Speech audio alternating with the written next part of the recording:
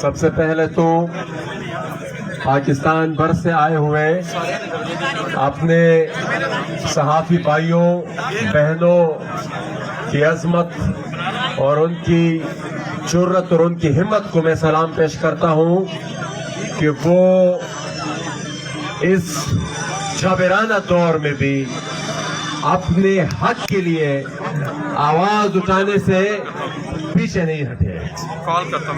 اور اس کے بعد میں بطور ایک سیاسی ورکر کے اور بطور ایک پارلیمنٹیرین کے آپ سب سے معذرت خواہ بھی ہوں، شرمندہ بھی ہوں کہ آپ کہ جس حق کا تحفظ وہ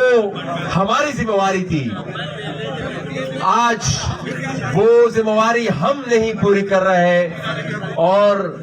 آپ لوگوں کو یہاں پر اس پارلیمان کے سامنے آنا پڑا، حالانکہ اس ملک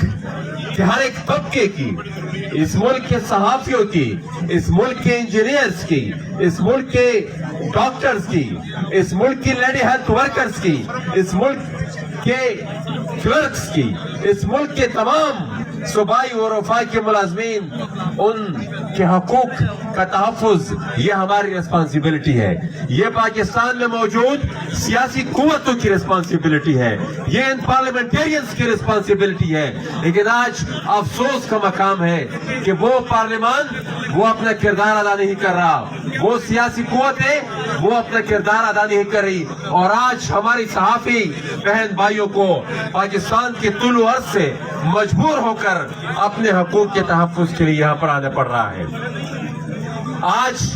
اس دور میں آپ لوگ احتجاج کر رہے ہیں جب اس ملک کے وکلاء احتجاج پر ہے۔ آپ سب کو معلوم ہوگا کہ 2 دن پہلے یہاں پر پہلی دفعہ تاریخ میں سپریم کورٹ کا بائیکاٹ ہوا، وکلاء تنظیمیں احتجاج پر ہیں۔ آج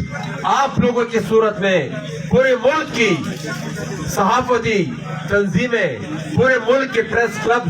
کے عہدیداران، ممبران آج سب یہاں پر اس احتجاج پر مجبور ہیں، لیکن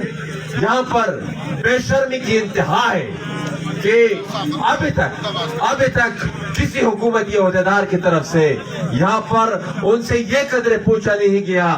کہ آپ لوگ کا مسئلہ کیا ہے، آپ لوگ کس لیے احتجاج کر رہے ہیں۔ میرے خیال میں بے شرمی اور بے حسی کی اس انتہا تک یہ لوگ پہنچ گئے ہیں جہاں پر پہنچ کر ان کو اب کچھ محسوس ہی نہیں ہوتا۔ یہاں پر مختلف سیاسی قائدین کا بھی نام لیا گیا، اور یہاں پر اگر وہ نہیں آ رہے تو اس کی ایک ریزن یہ بھی ہے، بار بار عمران خان کا نام لیا جا رہا ہے، بار بار یہاں پر ایک وفاقی وزیر کا نام لیا جا رہا ہے۔ میرے خیال میں یہ بیچارے تو ملازم ہیں،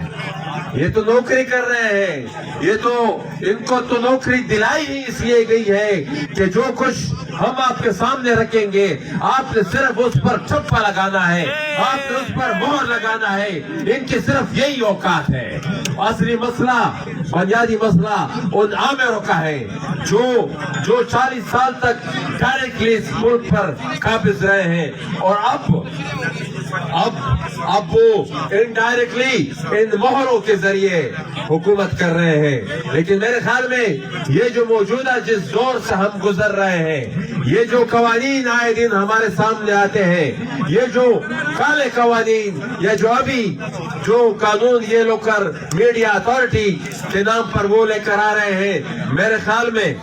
یہ اس کی مثال ہمیں بدترین مارشل لاء میں بھی نہیں ملتی۔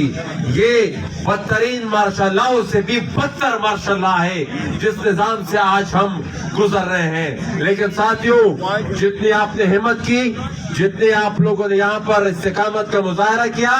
ہم آپ لوگوں کے سپاہی ہیں، اور ہم پارلیمان کے اندر بھی آپ کی جنگ لڑیں گے۔ یہ ہم آپ کی جنگ نہیں لڑ رہے، یہ ہم اپنی جنگ لڑیں گے، کیونکہ میڈیا بھی جس طرح میں نے شروع میں کہا کہ یہ جنگ ہمیں لڑنی چاہیے تھی، لیکن ہم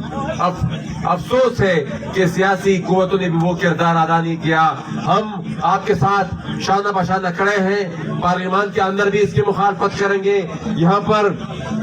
پریس کلبوں میں بھی اس کی مخالفت کریں گے, روڈوں میں بھی اس کی مخالفت کریں گے, اور جو بھی فیصلہ صحافی تنظیموں کا ہوا ہم اپنی جو سوچ رکھتے ہیں اس کے متعلق اس کا اظہار ہم نے پہلے بھی ہم کر چکے ہیں اور ہم پارلیمان کے فلور پہ بھی کریں گے. لیکن اس کے بعد احتجاج کا جو سلسلہ ہے, صحافی جو برادری ہے, صحافی جو تنظیمیں ہیں, ان کا جو بھی فیصلہ ہوگا ہم ان کے ساتھ شانہ بشانہ کھڑے رہیں گے. بہت شکریہ.